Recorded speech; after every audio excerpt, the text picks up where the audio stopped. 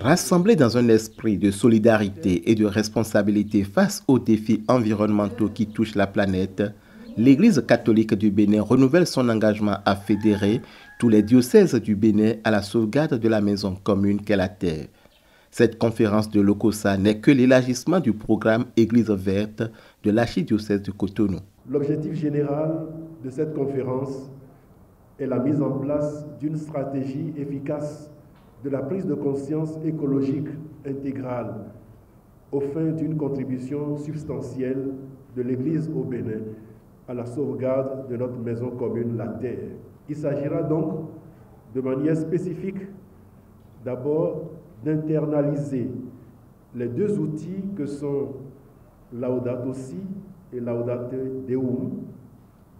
Ensuite, de définir l'approche pour mettre en œuvre dans tous les diocèses Laudato Si et Laudate Deum.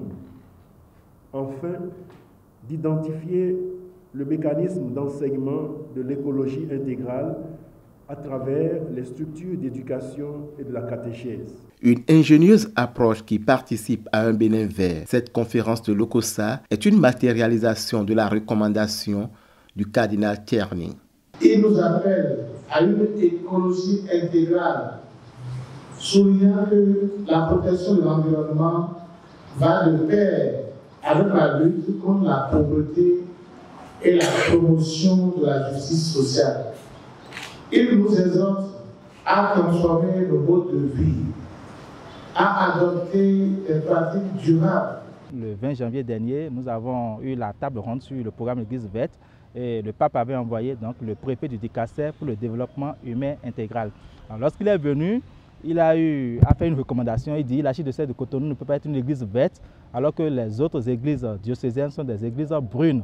Donc il faudrait que ce soit toute l'église au Bénin qui soit une église verte. Suite à son message, à son appel, les évêques ont dit oui, nous sommes prêts pour engager désormais l'église nationale sur la voie de la protection de notre maison commune, la sauvegarde de notre terre et la protection de l'environnement. Ce colloque de 2 jours a réuni, au-delà des acteurs de l'Église, des structures étatiques et des organisations non gouvernementales qui militent pour la sauvegarde de l'environnement. Nous sommes là pour appuyer, encore une fois, l'Église catholique à réussir cette noble ambition. Nous réitérons cet engagement pour tous les diocèses du Bénin qui ont envie de verdir les domaines catholiques puisque nous sommes des hommes. La terre, c'est un patrimoine commun à nous tous et nous avons le devoir de compenser notre empreinte écologique. La communauté catholique du Bénin reste unie pour prendre soin de la création, nouvelle créativité et signe d'unité des chrétiens pour contribuer durablement aux défis des changements climatiques en synergie avec les autorités compétentes tout en permettant d'éclairer les éco-gestes et d'ouvrir les chemins d'une inventivité pastorale verte au Bénin.